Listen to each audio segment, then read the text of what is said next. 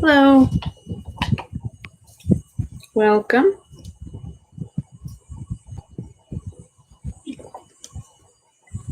I am Miss Carla. And today we are going to read this book called Dream Something Big, The Story of the Watts Towers. And this book is written by Dianna Hutts Aston, and it says Collages by Susan L. Roth. Do you know what collages are? Collage is a kind of art where you make a picture by putting smaller pictures together. In this case, you can see all the squares. Up here, there's some other shapes. You can make a collage on paper by cutting out bits of paper and gluing it to a bigger piece. You can cut out magazine pictures and put them together to make a different design. Another word you might have heard of is mosaic. Mosaic is when you use tiny colors like this to make a bigger picture. Usually that's done with tile or glass. But mosaic and collage are closely related. And it's interesting because we're going to find out what kind of art this story is about. And the way that the illustrations were done by the artist Susan Roth is sort of similar to the way the towers themselves were made, by putting lots of little things together. So I thought that was really interesting. And then after we read the story, I'm going to show you a craft that I'm hoping will inspire you to participate in a bigger project that we're going to be doing at the Fox Point Library. There is a wonderful local artist named Catherine Housley, and she has come to a lot of the libraries to help us do workshops before. She's come to Fox Point to do workshops using clay. She's done recycled workshops before. We did a board game workshop where we invented our own board game and created it using some different sculpture techniques. So Catherine is going to come and help us do another project at Fox Point. And since we can't all get together in big groups like we normally would for a workshop, she and I talked about how the two of us could get together. We'll wear masks and we'll stay as far apart as we can. And we will record a video demonstrating how to do some of these techniques. And then we really want you guys to help us to use some of the techniques we'll teach you to create some art that we can put all together into one big sculpture that we will put in the courtyard outside of the Fox Point Library. So I'm hoping that we can get as many people involved in that as possible, and we can all work together to make a beautiful sculpture for the courtyard. So that's enough of that. Let's start with the story, and then I'll show you the kind of artwork I'm talking about that we will use for our sculpture. So Dream Something Big, Story of the Watts Towers. And on the end pages, you can see actual photographs of the towers that this story is about. Because this is about a real person who made real sculptures.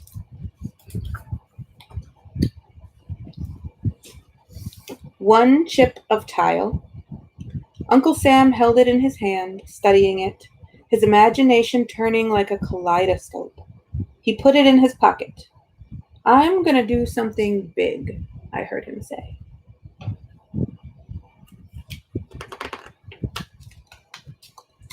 I didn't know it then, but that single chip of tile was no longer trash. It was the first building block to a candy-covered castle. Uncle Sam was my neighbor. His name was Simon, but we never called him that. He lived in Watts, California, on 107th Street, where the aroma of tamales sizzled in the air where the trucks of Japanese farmers rumbled to and from vegetable markets, where music and laughter rippled from diners and dancers at the Watts Tavern. See how these pictures are made of, it looks like different pieces of paper cut out to make the shapes and then stuck together? That's collage.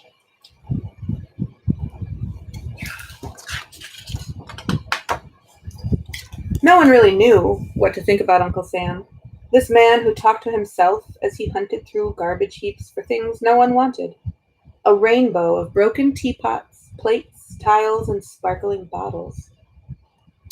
I collected jewels with him along the railroad tracks, sacks and sacks and sacks of them. My favorites were the tiles with blue flowers, the soda bottles with the girl and the bubbles, and the green horse. For every bag of bits, he gave me a penny. Pennies bought a lot of candy.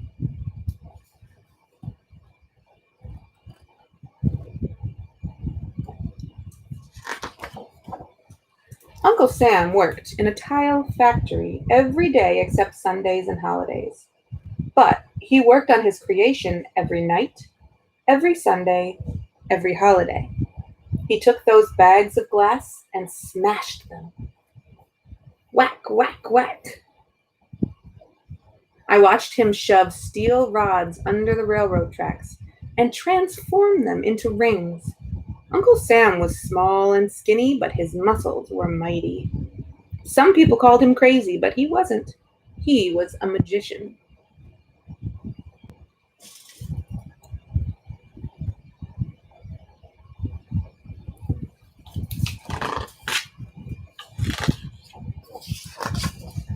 In broken things, he saw what no one else noticed. He found hearts in the backs of old ice cream parlor chairs, flowers in faucet handles, the sun in rusty gears. People who couldn't see the hearts and flowers wondered, why build it? Why build it? I can't tell you, he said. Why a man make the pants? Why a man make the shoes?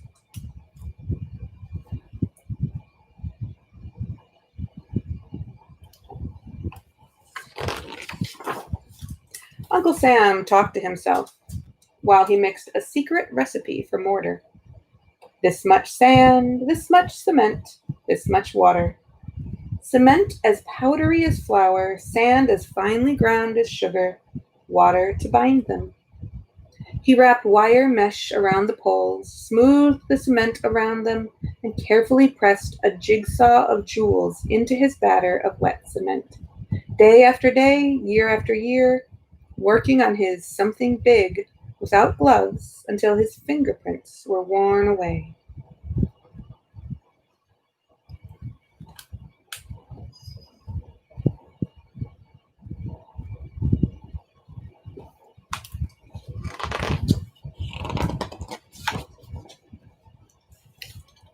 A ship appeared, a tower rose, a cactus garden bloomed.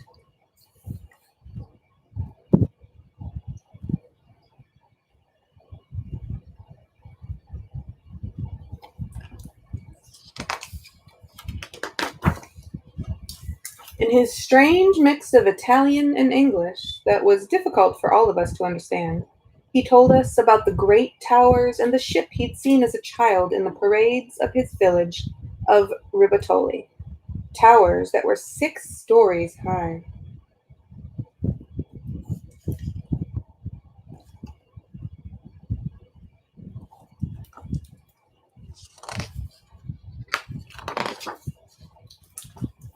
Uncle Sam worked long into the night, singing to himself, flitting from rung to rung like a firefly. Turn out the light, Uncle Sam. I'm a-working up here, Marguerite. Every day the trains passed by with tens of thousands of passengers a week, going to and from Los Angeles. The towers were Uncle Sam's stage, the passengers his audience. Dust from the trains swirled around him, but he didn't let it bother him. He was in the spotlight. Look at him climbed up high there.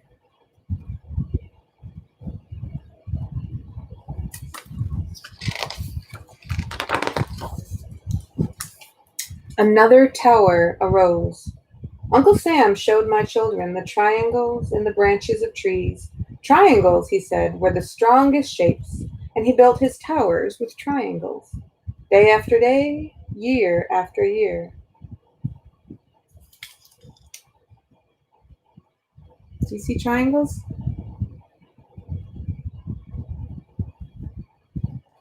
I see some.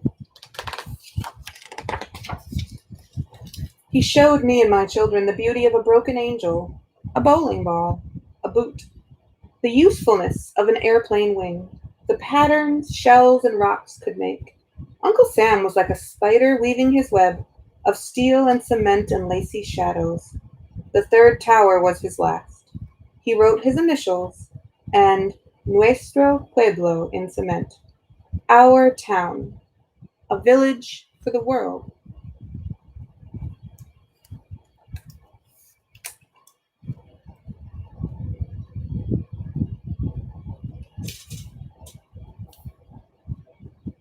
Nuestro Pueblo.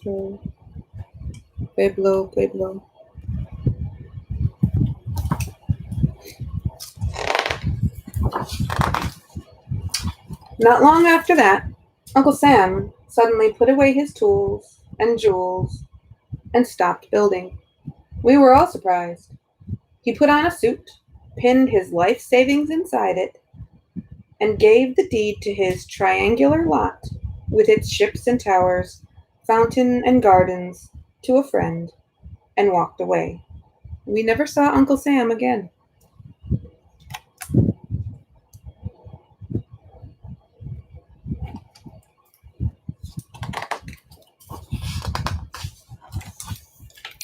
But I remember him, my Uncle Sam, my neighbor for 34 years, the dreamer.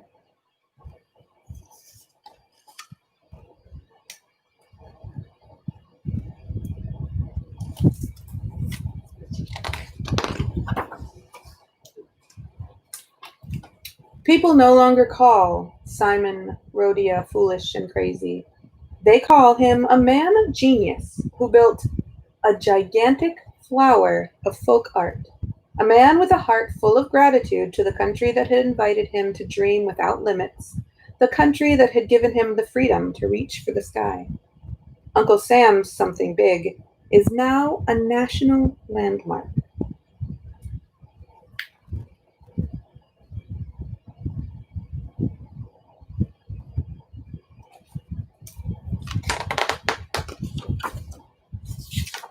Look, this is an actual photograph of him climbed up there in the towers. Can you see him? He's right there. Oh, and this is a good example of what I meant by mosaic, using the tiles like the collage, but the collage is with paper and the mosaic is with tiles, heavier bits of glass and ceramic. Let's read the author's note. This is very interesting. In his lifetime, no one ever really knew Simon Rhodia. He was a mystery man, an immigrant who had sailed alone at the age of 14 to the United States from Ribatoli, Italy, with a dream to do something big. In 1921, at the age of 42, Sam bought a triangular lot on 107th Street in Watts, California, a working-class community of blacks, whites, Latinos, Japanese, Germans, Greeks, and Jews. Here, Sam, the only Italian in the neighborhood, began to create what would become the Watts Towers, a fantasy of fountains, bird baths, planters for flowers, towers, a ship, and more. Many of his neighbors didn't know what to think about a man who would salvage what others considered trash. A shy man, he couldn't read, could barely write, and spoke, often to himself, in a mix of Italian and English that was difficult to understand. Sam built the Watts Towers without drawing plans or using a single nail, bolt, or ladder. He used simple tile-setting tools, slim steel rods called rebar, cement, wire mesh, broken bits of glass and tile, and most of all, his imagination. The tallest of the towers stands 99.5 feet high. The central tower stands 97.8 feet high, and the east tower 55 feet high. The ship, built in honor of one of his heroes, a 13th century explorer named Marco Polo, has a spire of 28 feet. In 1955, 34 years after he had first begun, Sam declared his creation complete and gave the deed to the property to a neighbor. The mysterious Sam abruptly left for Martinez, California, where his sister and her family lived. He never saw the towers again. He died in 1965 at the age of 86. A child once asked Sam why he had built the towers. To make a pretty scenery, I think, and make that place famous. And it's got some of the facts here. These are the heights of the towers that it talked about.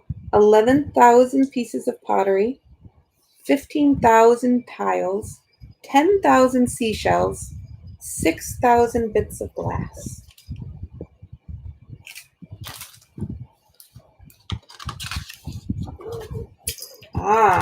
And in the back, there's create your own Watts Tower. This is not exactly what we're going to do, but you can see how you can stick bits of things together to make your own tower.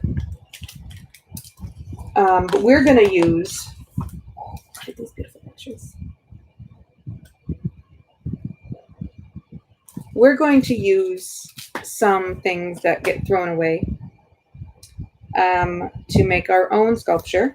Maybe not a tower, and certainly not that tall, but something that we can put in the courtyard at the Fox Point Library. And what we're going to use, for the most part, is plastic bottles that you would normally throw away or recycle. Charlie, get down. So, Miss Catherine and I talked about this, and she told me how to do it. She said you can cut the bottles apart however you want. You can color the inside of them with Sharpie markers, and then you can glue them together to make a new shape. I don't have any hot glue to show you, but I am gonna use tape to give you a sense of what we can do. And so I'm just gonna show you an example. I started on this one. I had this water bottle, and I cut the top off, and I cut it kind of like a flower petal shape, like a tulip or something. And I colored the inside with some Sharpie markers, and isn't it cool how it's kind of see-through like stained glass? Then I have this lemonade bottle, and I cut the top off of that. And I thought, these are little indents. I don't know if you can see, but they actually are indented in the plastic. You know, bottles are designed really interesting ways. So I was inspired by the way the bottle was shaped to color in those little indents in yellow, because it made me think of either flower petals or the rays of the sun. And then I thought you could put this one inside this one. And check this out. With the yellow, here's a good example. Can you see? It's kind of hard to tell, but when you're looking at it in person, you can see the yellow over top of the other colors changes it a little bit. So like the yellow turns the red kind of orange. And then the purple, it makes kind of a weird color. And so I have a little bit of space left here to color. So I've got a green marker. Oh wait, I think it's this one. And remember what I said about coloring the inside. So instead of coloring the outside that's easier to reach, you want to color the inside, because then when we glue it together, we will glue it so that all the marker parts are on the inside, and then when it gets rained on, or even if it gets scratched up against, or if a bird pokes at it, it won't scratch the marker off, because it'll be protected on the inside of the plastic. You may know, so I'm sticking the marker inside here, and I'm coloring from the inside. You may know the word biodegradable. Have you heard this word? Biodegradable means being able to dissolve in the earth. Dissolve isn't probably the right word exactly, but if something is biodegradable, it means that if you were to bury it in the ground, after a certain amount of time, even if it takes years and years, eventually it would break down and become dirt. Paper, cardboard, those are biodegradable. They're made from trees, so it makes sense that if they were buried in the ground and they got worn out and the worms, poked at them and the water soaked in them and the little minerals and things in the ground broke them down, eventually paper and cardboard would turn back into earth. Plastic is not biodegradable. Plastic is made out of stuff. And I'm not a scientist or a plastic maker, so I'm not real clear on this. But I know that if you bury it in the ground, it stays plastic. I don't believe it ever would break down, even after like 1,000,000 years. Maybe there's a certain number of years after which it would break down. I haven't done the research on that.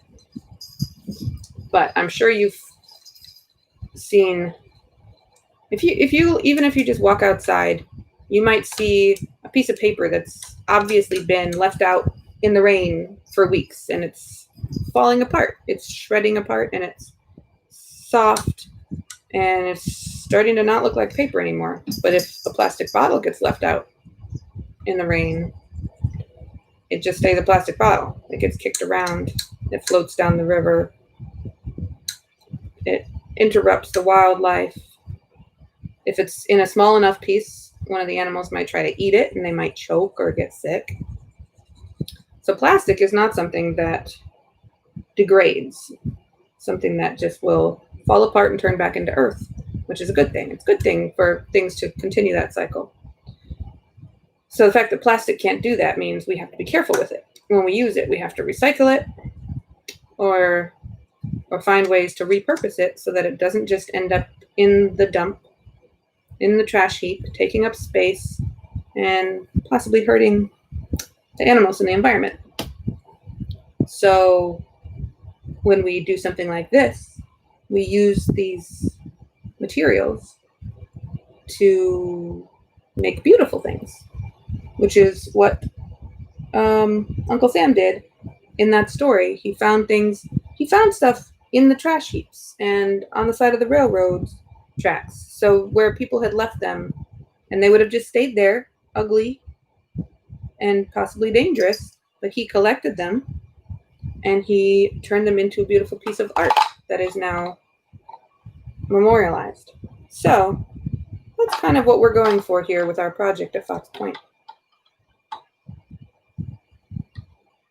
What do you think? I think it looks like a cool flower.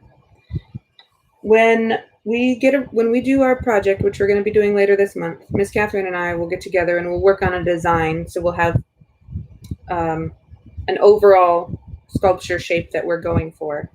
But we'll make it out of smaller pieces that you guys will decorate yourselves. So our hope is that we will be able to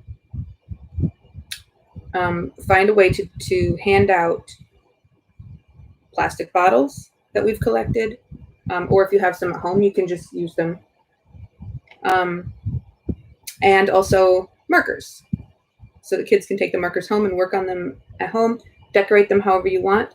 You can see I did what you would call abstract, right? I didn't try to make a face or an animal or any recognizable shape, unless you consider this a flower shape. But the way that I colored it was just however I felt like coloring it. And you can do that, or you can make a design, try to make a recognizable shape. If there's some design that you want to make, if you have a favorite animal or plant or something, you are welcome to do that. I want you to just use your imagination. And then we will collect the pieces back together, all of the plastic bits that you guys decorate. We will shape them into a sturdy sculpture that will stay in the courtyard for a very long time, and it will be beautiful. And hopefully it will also inspire people to make art and to recycle plastic and to, enjoy the outdoors together. So if you haven't been by the library in a while, you should check out the courtyard anyway, because last summer we completed a beautiful mural with artist Marina Katayeva, and that is done. And so this will be another decoration that we're going to add to the courtyard at the Fox Point Library to make it beautiful and fun to visit. So keep an eye out for more information from the Providence Community Library website, provcomlib.org, and our Facebook page and this YouTube channel. And I will provide more updates on how you can get a hold of the materials, when and where to get them, and also what our timeline is for getting everything back and when we'll be actually putting it together. So I'm very excited about this project because I love art, and Miss Catherine is a delight, and you will enjoy watching our videos, and you will enjoy making art together. So I hope you like the story. I hope you give this a try. You can start this at home. If you have markers, I think Sharpie's the best. Not necessarily Sharpie brand, but permanent markers. Because if it's a washable marker, that will fade. And if it does get a little damp, it might the colors will run off. So if you have markers and plastic at home, feel free to start on your ideas. Oh, and I wanted to show you real quick. So this is the remains of my lemonade bottle. You might need an adult to help you cut into the plastic, especially if you cannot use big scissors like this. I don't think that kid scissors would work, but the plastic is easy to cut. And once you get a piece cut out, and you can cut it in whatever shape you want. If you're cutting it yourself at home, if you're recycling your own bottles, cut it however you want. And then we can figure out a way to put it together. So this has kind of a cool shape. It's almost like a little boat or something. And if you color on this side, then that's the inside. If you color on this side, then it's the inside. All that matters is that we can put the color facing inward so it's protected from the elements, from the rain and the sun and everything. So the possibilities are limitless here, folks. We can make whatever we want. I hope you enjoyed this story time, and I hope you will participate in our collaborative sculpture that's coming up, and keep an eye out for more information. Bye-bye.